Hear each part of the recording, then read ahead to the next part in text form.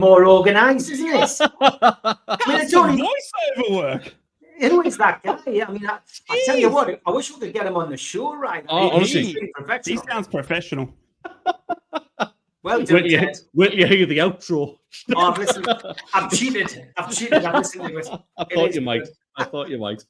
Welcome along to Three's a Crowd, the Northeast Footy podcast. And this is great because it's the big day. The first big day of the season for these guys. Rye is like a kid at Christmas. Ted, very cool, calm and composed. It is the Derbysh, as we christened it last season. So I think it's only right we start with that. Kick off, of course, at 12:30 on Sky. So those Newcastle fans who would like to sit and watch this and not have any concerns or worries, just have a laugh along, can watch the game unfold. Sunderland against BORO. So let's go first, Ted. You're the host. First of all, let's get this clarified. Is this a derby, Ted? For me personally, and I'll get ratified by a lot of Sunderland fans because they don't agree with me on this one, I think it is a derby. It's just not the derby. That's the way I see it. That's my own personal reflection. I know Regis Labrise has already said that he doesn't class it as a derby. Yes, but as Rye was very quick to point out on social media, that's about the third manager we've had in as many games against Middlesbrough. So, what does he know yet? But yeah, it is a derby, mate. It's just not the one. I suppose the Geordies would probably classify this as El Drastico.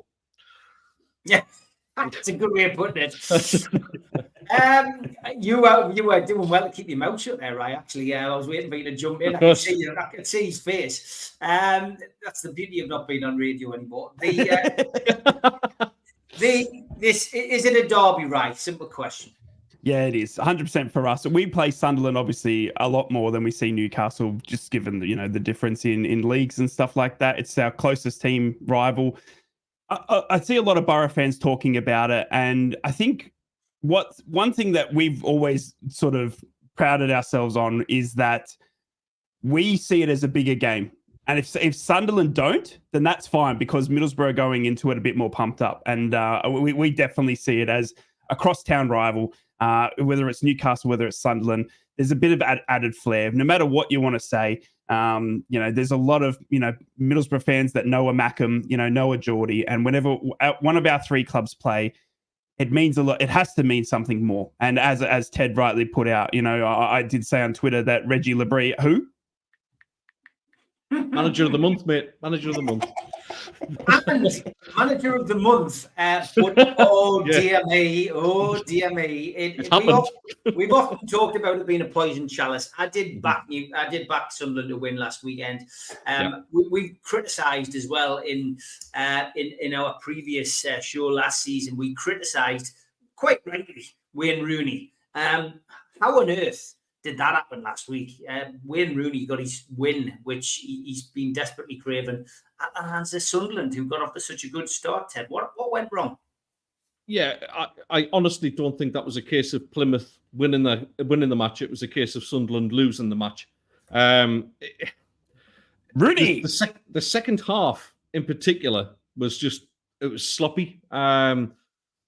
We chased the game a little bit. That we weren't as clinical as what we had been. I think Dan Neil had a pretty poor game, and he needs to have a big game today, a really big game. I thought we were a bit powder puff in midfield. There wasn't the same sort of edge to the game as what there had been. We definitely missed Alan Brown, and of course Alan Brown won't be playing today. So, like I say, Dan Neil really does need to step it up. He owes us a performance for what happened last season at the Stadium of Light when he was disgracefully sent off by an Aussie crook. But it's. I'm being honest. It was just a couple of off days. I think Anthony Patterson, who started the season brilliantly, he was maybe at fault for one of the goals as well. So it was just a little bit of untidiness, a blip more than anything. Look, it was Plymouth's cup final. Let's be honest. They're a tiny club on the south coast. They're a nothing club. That was a big game for them. They took it. They played it like a cup final. We'll take it as an away defeat and we'll absolutely smash them at home. So the wheels haven't come off? No. Right. Shout out to right. No. Middlesbrough last weekend, hard-earned point against Preston. And I guess when you look at the table, today's game is more important for you guys than it is for Sunderland. I mean, you win today. You win this game at Sunderland today, which you're capable of doing on a good day for Borough. You're only a point behind them. So, you know, how tight the league is. But, yeah, what was your take on last week's game, Ryan? You summed it up perfectly. Frustration. I went out and is Ted's camera working? He might have just got blurry for me there. If we could just, can we reset Ted's cam for us quickly? Yeah, hold on. I'll do that now. Hold on. We'll go.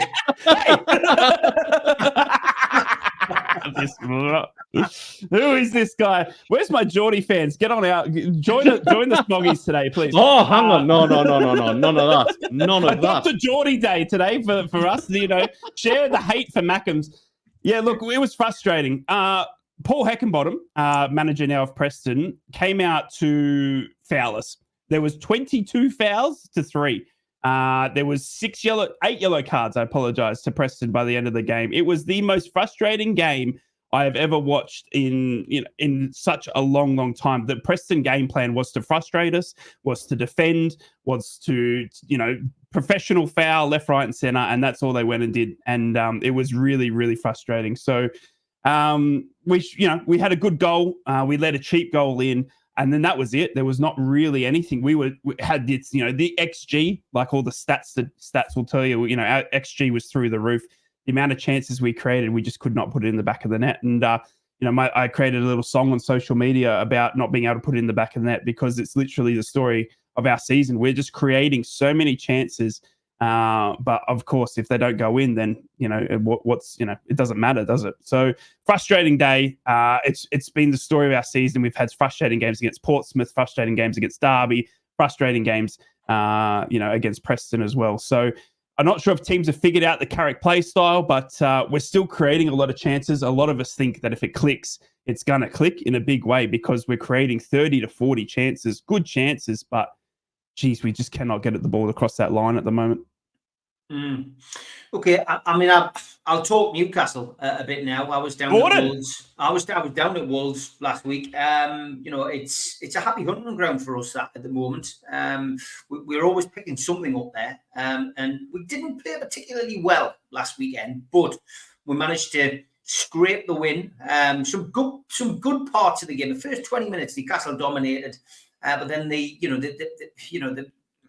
going to goal down, it just seems to be part of our makeup at the minute to do that. It seems to, to make us want to, change things, etc. And Eddie Howe was brave. He came out last week and he made those changes, 3 changes at half time, and it changed the game. And I think we're probably, as a fan base, a lot of people criticising Newcastle for what they did or how they played. We didn't give Wolves enough credit. They didn't play with a high line last week. Newcastle then obviously had to change the way that they played, had to change the formation. You've got to give them credit. We're playing away from home at a place where it tends to be 1-1. And we've come away with a 2-1 win with 2 wonderful goals, Fabian Schär, slightly lucky with his deflection, but he's a centre-half who scores goals. 50 goals that guy scored as a centre-half. It's quite remarkable. And most of them are pearlers. And then the goal that won it, Harvey Barnes loves to cut in, as he's told people this week, and bang, top corner, top bins, wonderful finish. And Newcastle deserved winners, I felt, at the end of the game, did enough to win it.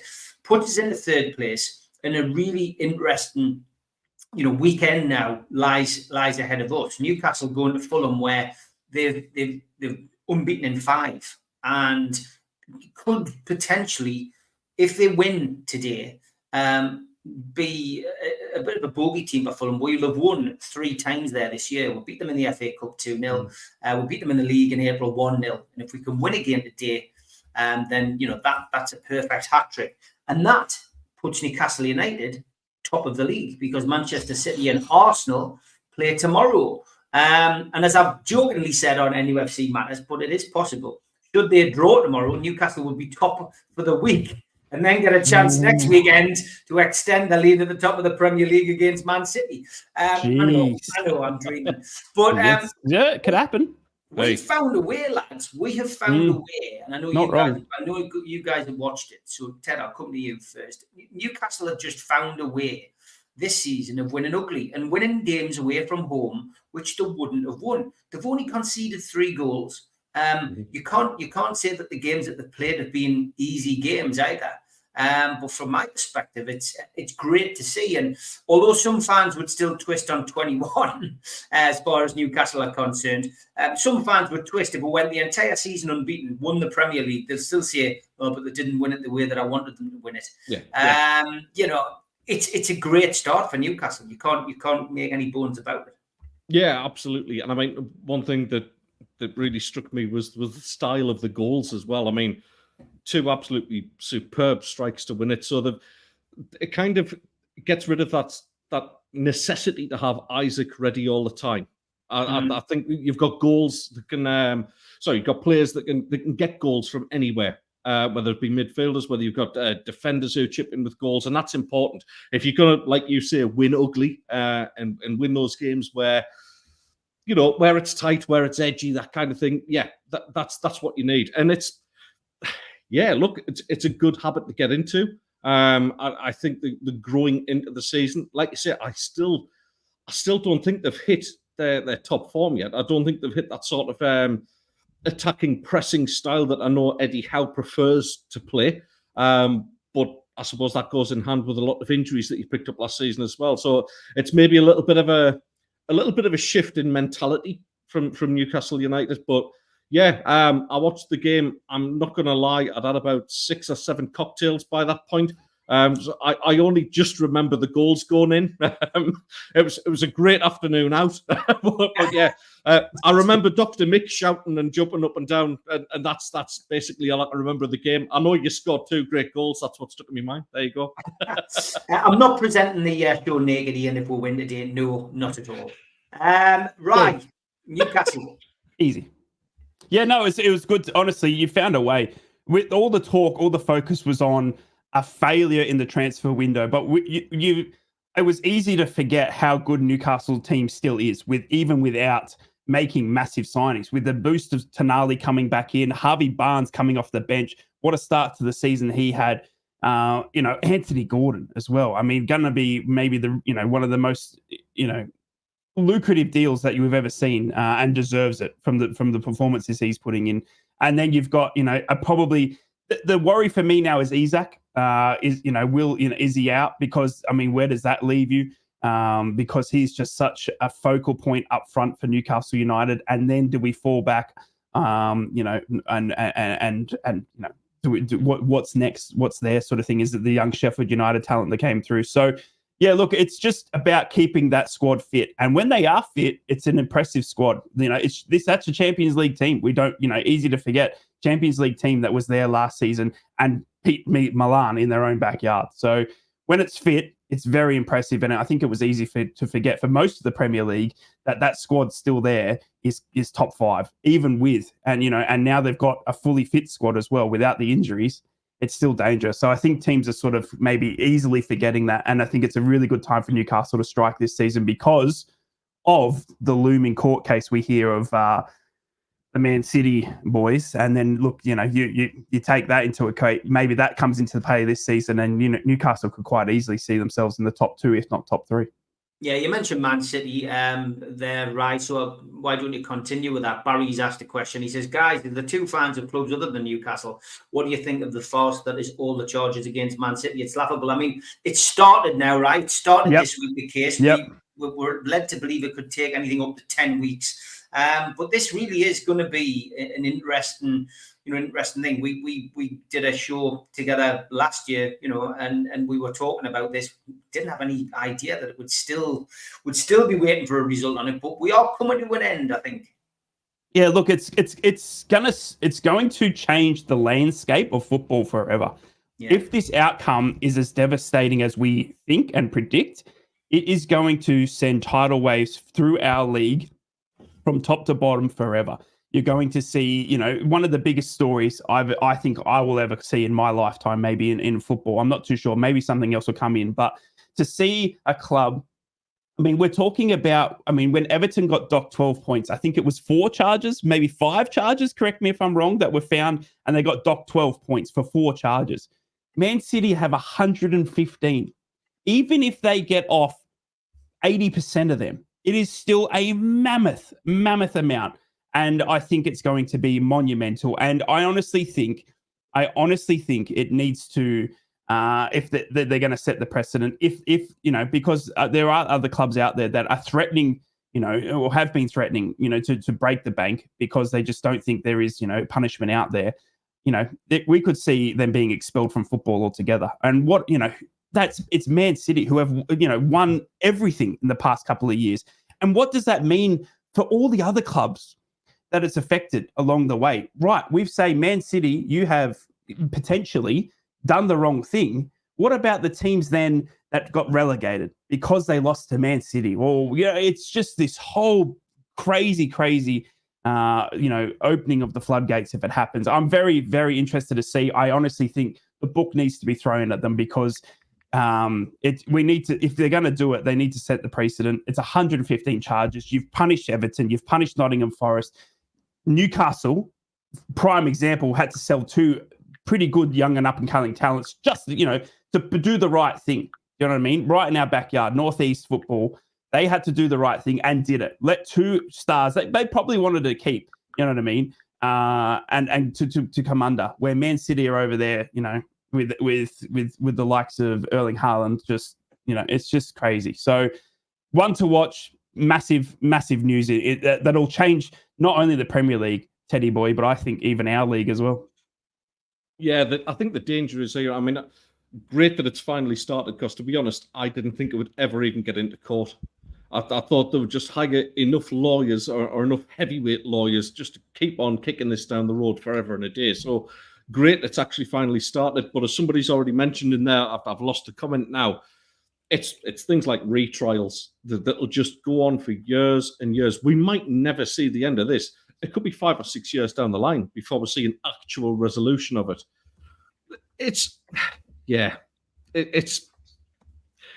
I just have my doubts. I just have my doubts that anything will seriously get done about it, lads. I think money talks at the end of the day.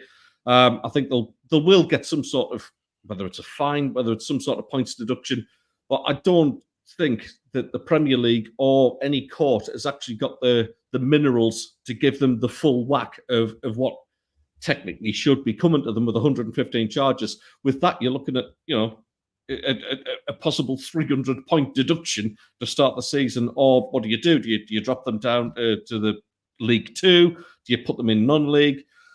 It's a weird situation. But you know what? It's you've got them doing that sort of thing. But a little thing that caught my eye was Birmingham City going out and spending like up to £15 million on a striker in League One.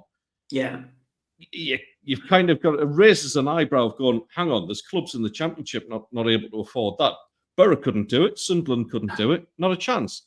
And you just think like it's rife in a lot of places.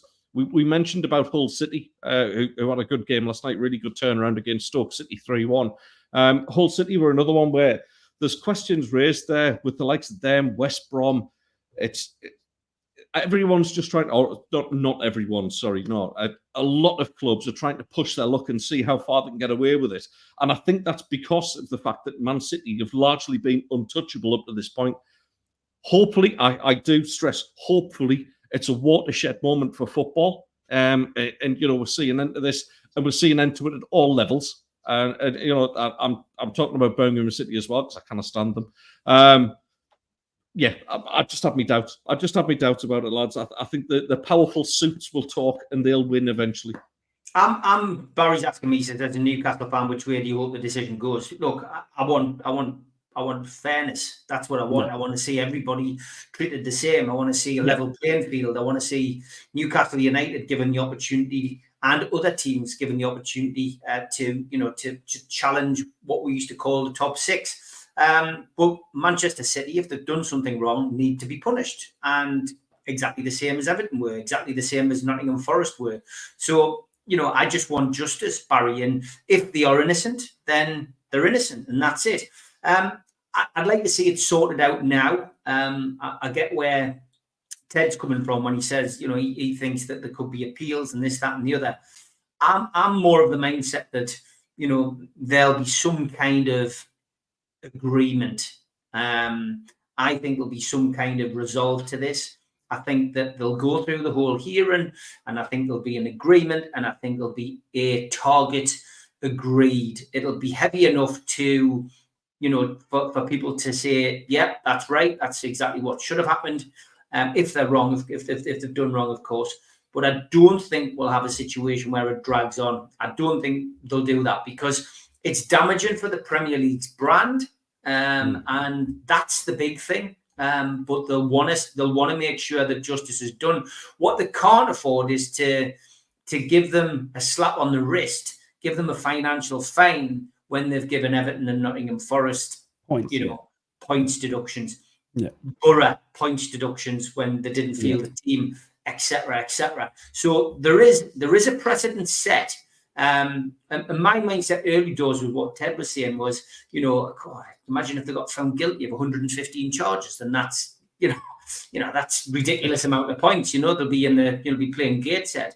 It's not going to happen. It's not going to happen. That we know that's not going to happen. But we may see them get 25, 30 points deduction on the worst case scenario if they were found guilty of lots of charges. But that still wouldn't see them relegated. Manchester City would still stay up. All it would happen is it would be a knock-on effect. They wouldn't be able to. They wouldn't be able to compete in the Champions League. They wouldn't be in the Champions League. Financially, that would cost them. It would be interesting to see who then sticks around. Does Pep Guardiola stay? Does the players stay? It would be so interesting to see what happens. And Tufnell in the chat says, what kind of butterfly effect could there be having one of the richest brands in the world of football in the lower leagues? Was there any ripple effect on the Scottish League when Rangers were relegated? And I forgot about that. Rangers were. Yeah, they were. You say you go from one of the richest brands in world football to the Scottish Premier League, which is like. But I guess that's the precedent. Yeah. Rangers are huge in Scotland. They're huge in global football. They're mainly down to the fact that they get so many, they get huge crowds, etc. But they just haven't been successful because of the state that Scottish football's in. But and Barry quite rightly points out, Juventus were pushed down 3 leagues. But they came straight back. I was going to say exactly that. I mean, and that the thing that the precedent here as well is that, okay, it's a Premier League team in Man City. I completely understand, and it's an English football. But would it open up, again, questions from other leagues where we see League One in France? We got clubs going under.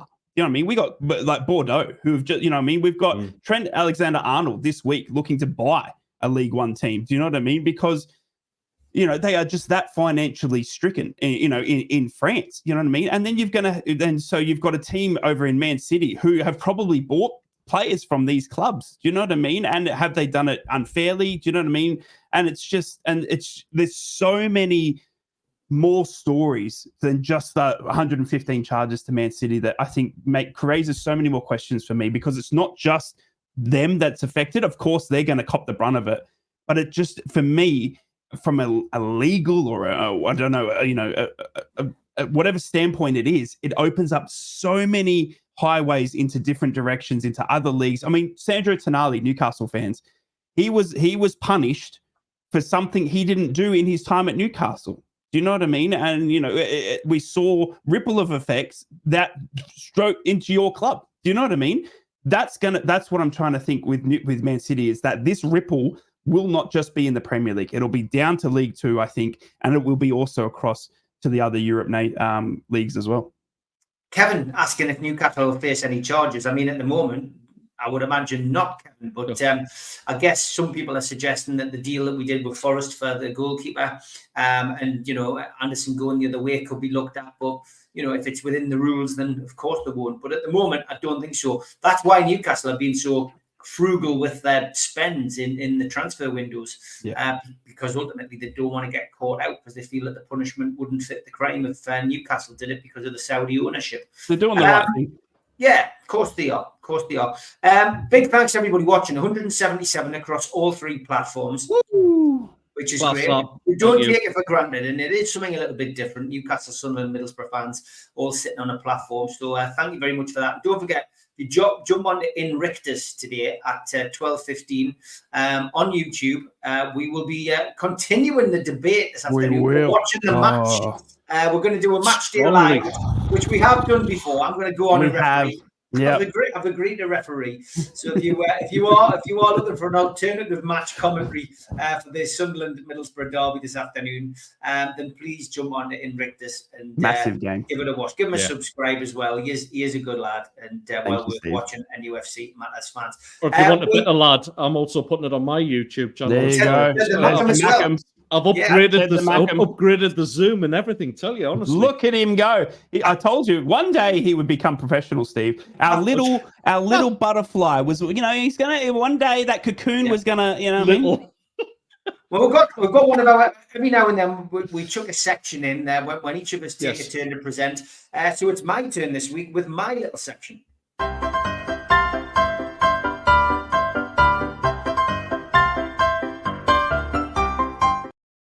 Yep, it's Troll of the Week, which is making a welcome return to this platform, my platform, NUFC Matters, because we used to do it on our show on a Friday night, but we put it to one side. We decided we'd had enough mischief, but it's good to bring it back once every 3 weeks to Three's a Crowd. And I'll be picking on tweets on X, which are football related. So first up, this one from Just Saints. Ben Brayton Diaz looking like he's won a competition to play in a professional football match. Really unimpressive so far. That's brutal. It is brutal, yeah. So that's the kind of thing we're looking for. So if you do see them, send them to me or send them to Ted or send them to Rye. We'll filter through, and in 3 weeks' time, when I'm next presenting, we'll feature them as well. This one was a winner for me by a country mile. They don't have to be football related, but if they are, please send them to us. Taylor Swift endorses Kamala Harris. Brian Steele commented, that makes sense because 90% of her songs are about choosing the wrong person anyway. If you've got a Troll of the Week, please send it to us so we can play the cat, which I know Julie enjoys.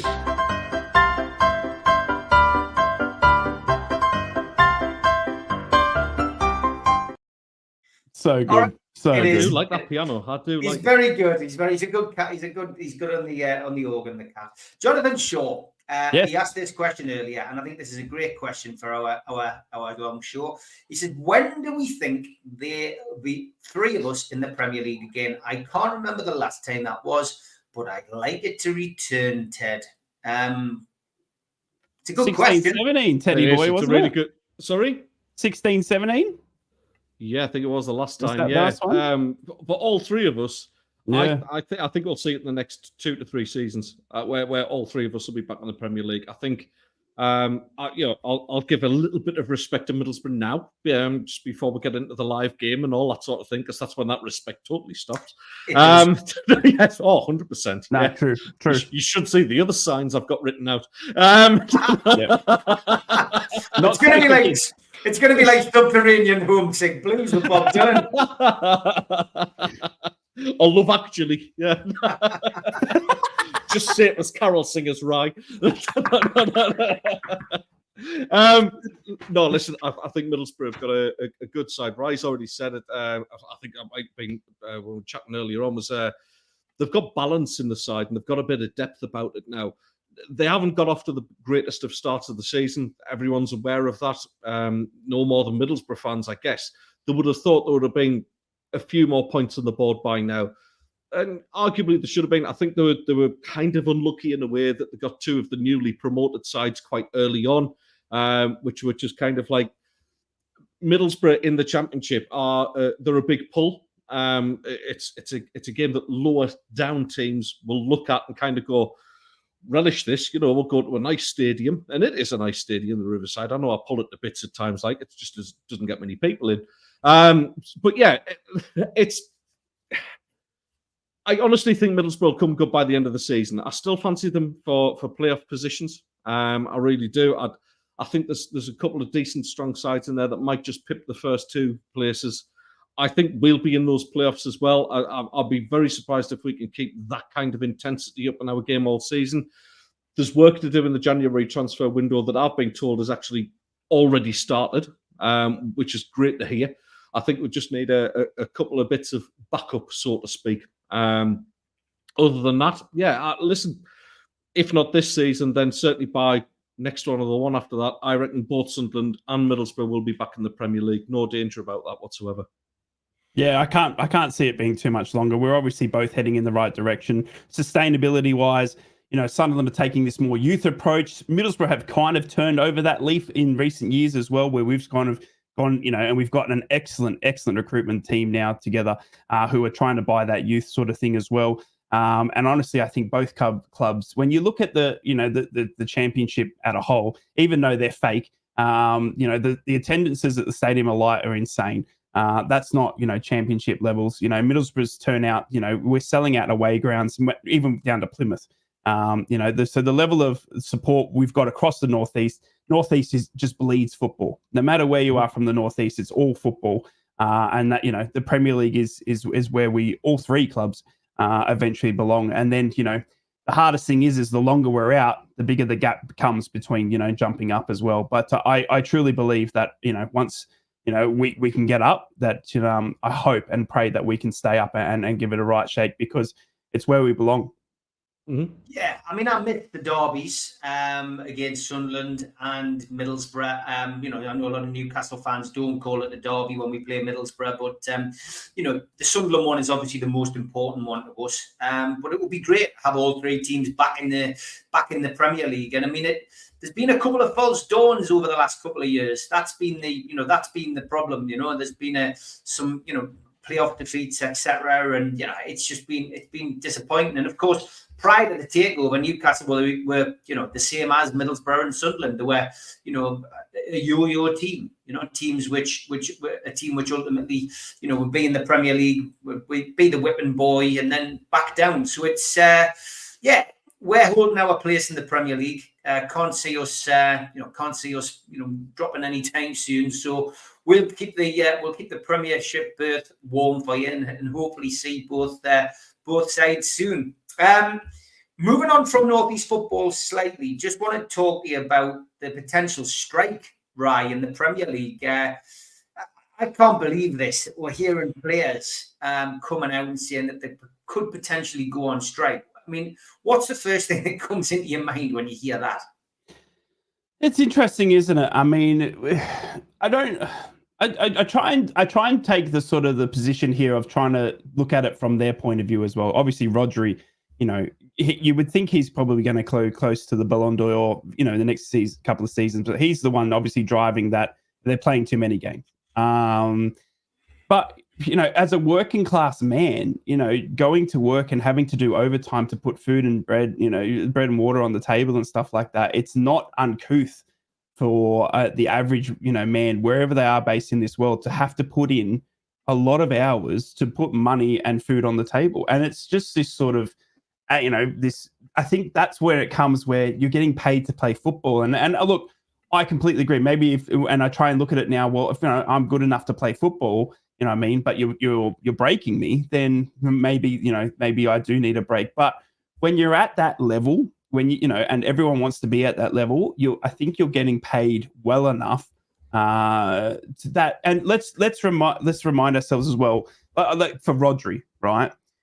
I get that backing up Saturday and a Tuesday and a Thursday and all that is a lot of football. I completely get that. But let's not for 1 minute think that you're going down in the back of a ute down to, to play, for, against Newcastle United. Do you know what I mean? Let's not think that when you have to go and play Champions League in Europe, that they're putting you on a dodgy jet.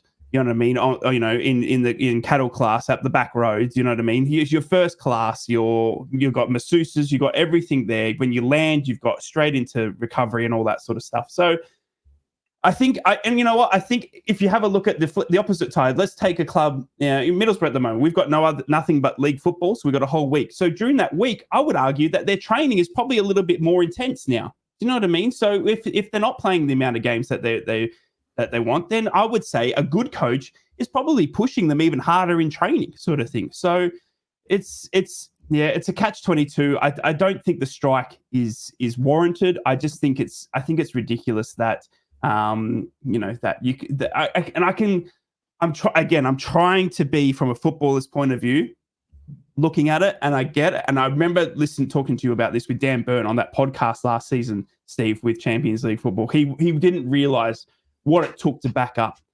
But his statement, I will never forget. That's where every footballer wants to be. Now, put Rodri in the Championship, maybe take a little bit of skill off him. How many footballers want to be where Rodri is? You know what I mean? Or want to be where, some of these footballers that are complaining about it they want to be. There is leagues and thousands of footballers around this world that would beg, borrow, and steal to be where they are on the money that they're on. And if they want to strike, well, maybe it's time to give some of the other kids a go. What's your thoughts, Ted? Players striking, lots of people making comments there. Jonathan Shaw says Premier League players going on strike would be an absolute disgrace. These people are on another planet if they think they are hard done by. And Barry says Rodri gets close to 300 grand a week to play maybe 3 90-minute games of football. Oh, boo-hoo. I agree with both 100%, to be honest. If there was any... Look, this whole debate has come about because of the increase in the number of games.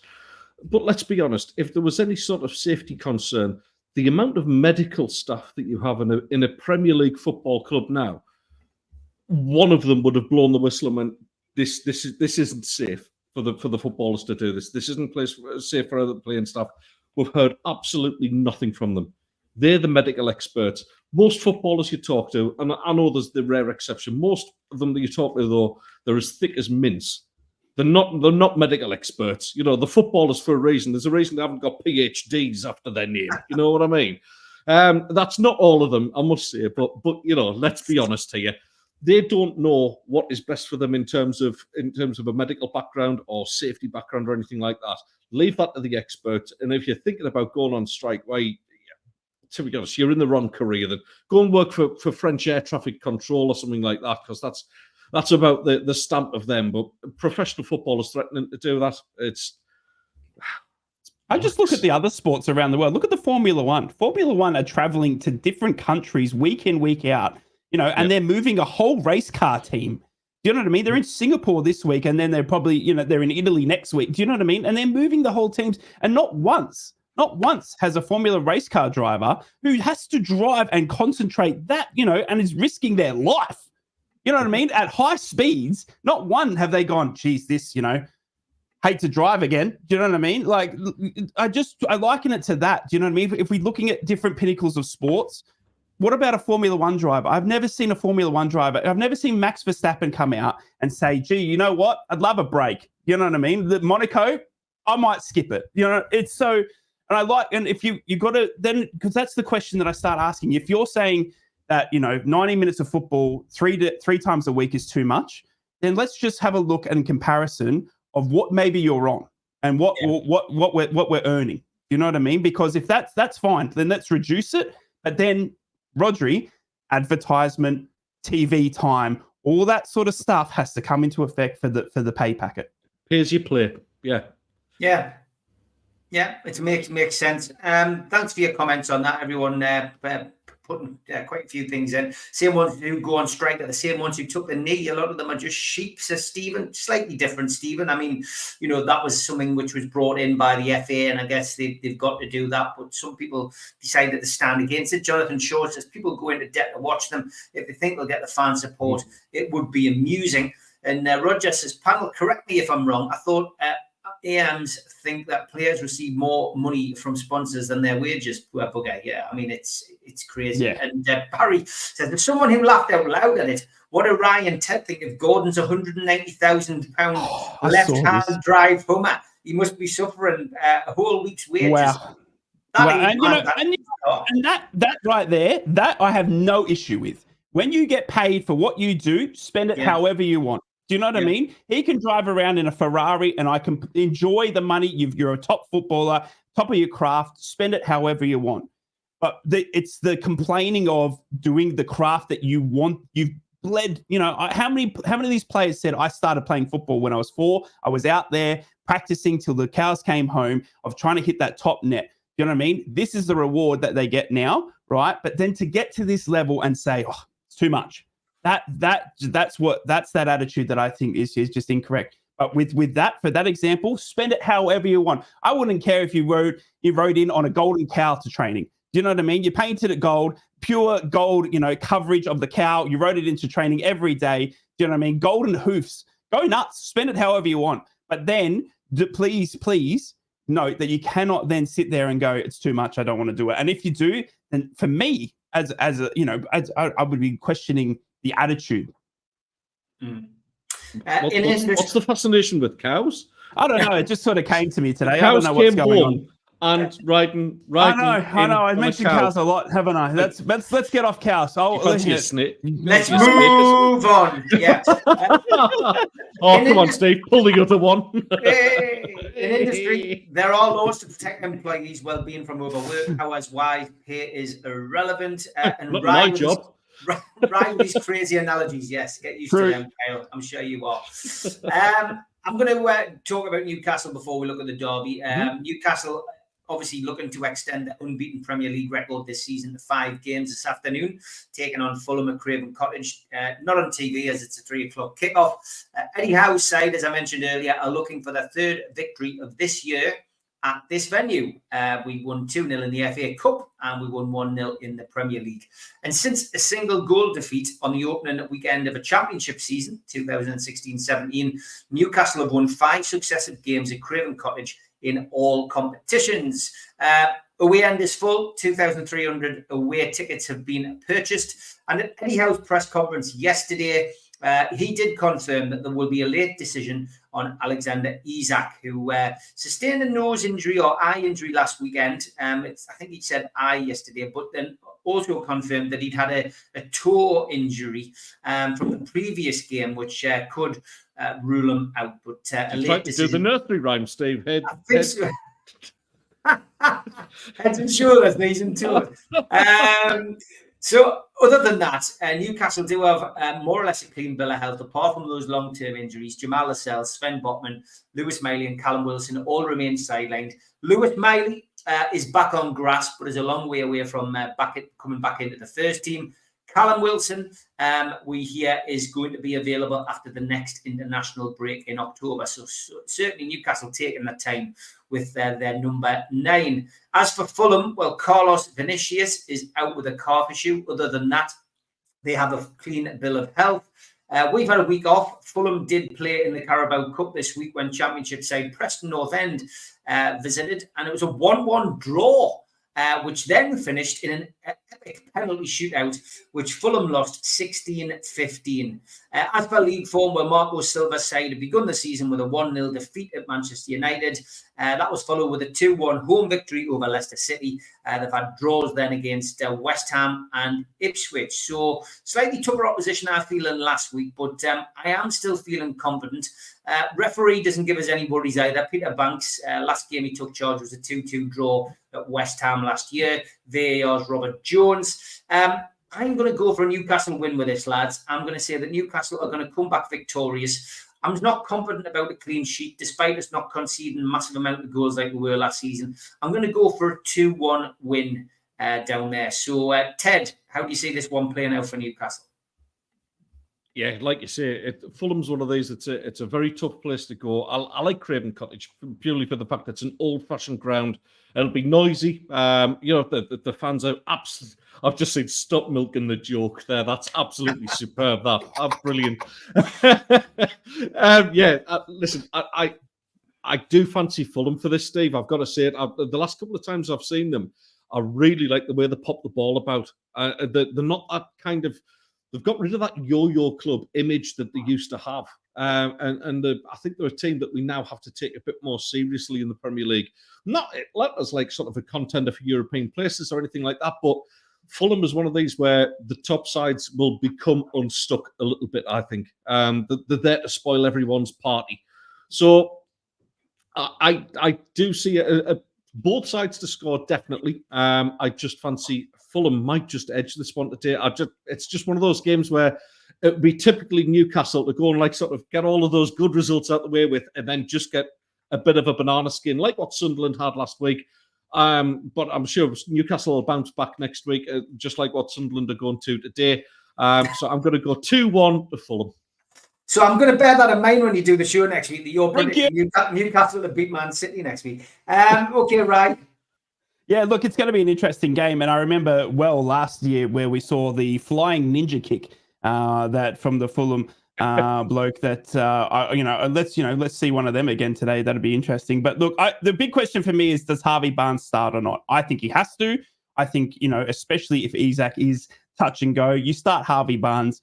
It's going to be, it's an amazing, replacement, if not added to that team. And I think, Newcastle have still got good depth there to go. It's a tough place to go, Craven Cottage. I like what Fulham do up front. I'm not too convinced what Fulham do down back, but up front, I feel like they've got a lot of drama. Adama Traore, Borough fans, you'll know him. Adama Traore is insane, and he seems to have found another level again this season. And he's unplayable on his day. You'll see today. Adama Traore, I don't know. It's just incredible what he's doing. So I think it's going to be a tough game. I'm going to go for a draw. I'm going to go for a 2-2 just because I like both teams in attack. The big question for me is, it would probably push me over the line for a Newcastle win if I knew Isak was going to be fit and firing. I do think he is very, very, very instrumental to what Newcastle do in terms of holding the ball up and moving it through him and all that sort of stuff. But liking Harvey Barnes to score again today, I think they've found something again in him this season. Great problems for Eddie Howe to have because ultimately if Isak is fit, then he's still got decisions to make in the midfield.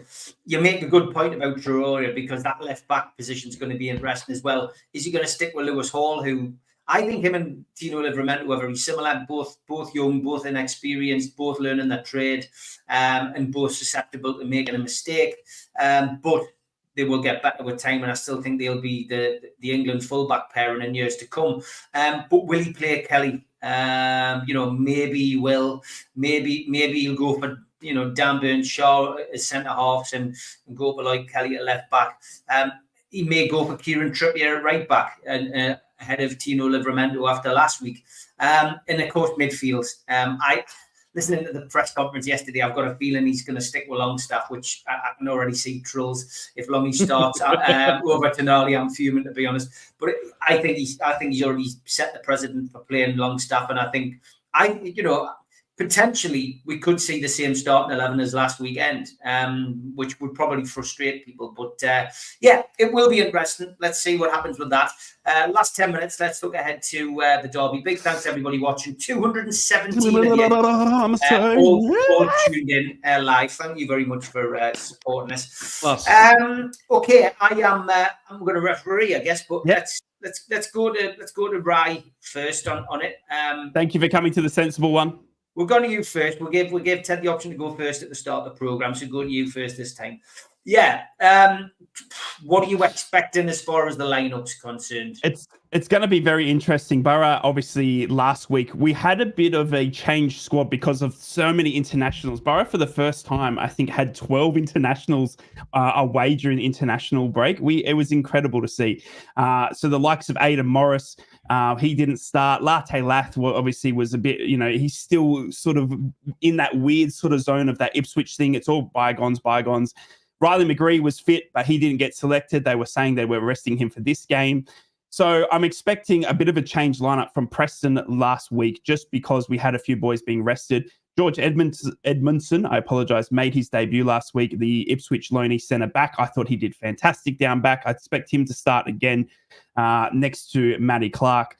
And then I hope I see Riley McGree out there. I hope I see and then Tommy Conway, who scored last week as well. Aidan Morris needs to slot back in next to Hayden Hackney, and then the rest of the team sort of writes itself because there is a strong 11 in there. But the best thing, and the thing we didn't have last season, is the depth. We did not have depth. We were just like Newcastle United. For those that didn't pay attention last season, Middlesbrough and Newcastle shared. I mean, Steve and I were battling each day on the radio of who's got the most injuries today, who's going to win that. And because Middlesbrough and Newcastle were running hand in hand of that. We've still got some injuries. Don't get me wrong. We've got, one fit centre back out of the 5 sort of thing. But, we are confident and we have got depth now. I think hopefully that we can start pushing some teams. So we need to take our chances. I'm hoping it's not a frustrating game. I think it'll take a little bit to find out, just feeling each other out. It's the first time we're going to see, as a Middlesbrough fan, how Reggie Labrie sets up. As I said, how are you meant to understand how Sunderland play when they keep changing their manager?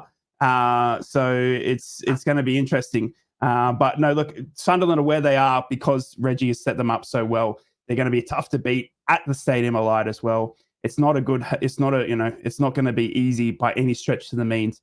And I'm noticeably nervous, you know what I mean? Because I beg that, we can get something out of this game. I mean, first of all, I have the big question for you, Ted, is, before I ask you about the squad, is have you managed to convert one of your bars into the Lion's Den or something like that? Hey, get him. There's not many of them. There's not many of them travel anyway, so it's hardly worth it, really. We could just put a caravan outside and paint it red with a white stripe around it. That'll be. Go on, then. What are you expecting team-wise? Largely unchanged, to be honest. I know Dan Ballard was struggling a little earlier in the week, but apparently he's passed the fitness test. Like I said, Alan Brown, who's been a very good signing for us, to be honest. I think he was somebody who, when you see the amount of championship experience he's got, a good few years as a captain of Preston as well, he's going to be a miss today for sure. But I think we've got more than enough in the midfield. The one that we inevitably are going to talk about is Chris Rigg, who's just started the season absolutely fantastically well. The kid's got a tackle in him. His range of passing is absolutely superb. It's crazy that kid is only 17 years old. I think we need to enjoy having him for the next 12 to 18 months before he inevitably moves on to a Premier League club, to be honest with you. He is that good. He really is that good. I think we need to be on our cautionary side of defence as well. There's players in that Middlesbrough squad that can hurt us. I think Hayden Hackney obviously is probably the jewel in the crown, really, as far as the midfield talent is concerned. I think with that signing of Aidan Morris that you've made right, I think you watch Captain honestly, America today. He's the perfect foil for Hayden Hackney. Oh. He does that sort of dirty work kind of stuff, and allows Hayden Hackney to be the kind of player that he is. I think you made a brilliant signing in Tommy Conway. I think he'll go on to be an absolute bargain, to be honest. That's before we've even spoke about Emmanuel Latte-Lath, who I rate very highly. So defence-wise, we've got to be switched on today. The two fullbacks who... Sorry? Is Ballard fit? Did he pull up? Ballard's fit. Yep. Yeah, he'll start the game without a doubt. I think we've got a little bit of depth in that defence now as well. Obviously, Triantis is off to Hibs on loan, but we've got a few players on that bench now who can step in and do that. I think the two fullbacks will be crucial today for us. And Dennis Serkin, another one who's just had an absolutely fantastic start of the season. And it shows you how much we missed him last time around. When you think about the last time we played, it was with Michael Beale in charge. I know Sunderland fans, we don't want to think about this for too long, but we played it with, we talk about injuries. Well, we can play that card as well, because that was an absolute makeshift back four that we had at the Riverside last season. Listen, we've got a full strength side together now. What's that, Clark? What? I can't read your writing. Clark. New. Bree who? I cannot read that, honestly. You handwrite that. There's the Ben written that. You borrowed your little one's crayons, eh? I can grab. No, I think it'll be a strong performance from Sunderland. We need one, because we haven't played well against Middlesbrough for a long time now. Even the games we've won are kind of been, for me, a little bit unconvincing. And I just want to see a performance today that highlights how Reggie Labrie has got the lads playing for those first 3 or 4 games of the season. And let's go out there and stuff them. So I'm going to go for a 3-1 Sunderland. It's actually the thing that I must admit, it's a different Sunderland again. I mean, it can't not be with but every game, the past 3 games that we've been together, we've seen obviously since Ted, it's every game's been a different Sunderland team because it's been a different manager. But today, it's going to be a really good test for our fullbacks, because Romain Mundle, we talk about, oh, thank goodness Jack Clark's gone.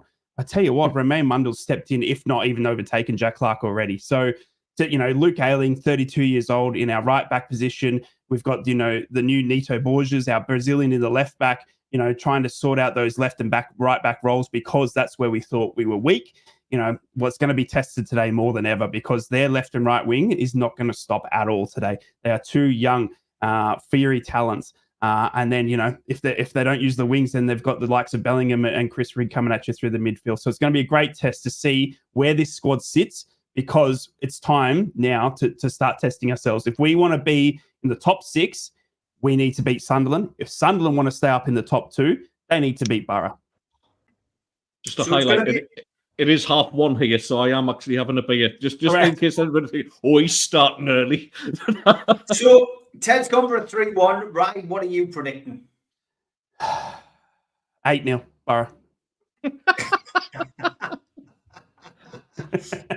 You on the FS as well? I'm gonna go 2-0 to Borough. 2-0 to Borough. Okay. So we've got a 3-1 and a 2-0. Both lads think they're going to win the game. It's an interesting one, this, because I think Rice spelled it out. They both need to win this game, even though it's so early in the season and there's still a hell of a lot of football to be played. This really is the benchmark for the season. Neither of these teams really are too far apart, and this has been the case for the last couple of seasons. They've been neck and neck. At times, one's been out in front of the other, and the mind the gap signs have been coming out on both sides. But they're both very, very similar teams. So I think this has got a draw written all over it. I genuinely think it's got a draw written all over it.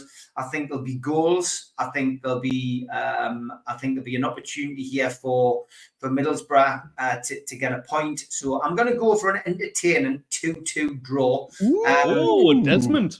Which I don't think Sunderland would be too disappointed about. It gets it out of the way and keeps them on track for that. Keeping them at the right end of the table. Results pending, of course. But keeps Middlesbrough on track as well. They'll see that as a valuable point. I'm really excited to see Carrick versus Reggie Libri. I really am. That battle of the minds. I mean, from what I've seen and from what I've spoken to about learning from Ted, Reggie Libri's footballing mind is outstanding. And I think the same of Michael Carrick. So to see those two men go to head-to-head today, it's going to be a great battle of tactics. Definitely, mate. All right, lads. Well, don't forget, Invictus has got his live watch along. So jump onto there, lads and lasses, if you want to. 231 watching live today. Thank you very much. Much appreciated for your support. Thank you so much. Subscribe to the lads' channels as well. Ted the Macam and Invictus. And if you're a visitor to When UFC Matters as well, please give me a sub as well. We will be back next weekend. And may the best team win, lads. Good luck. We will. Yes. We will. Easy. 8-0. Three's a Crowd podcast will return. That's not a threat, it's a promise.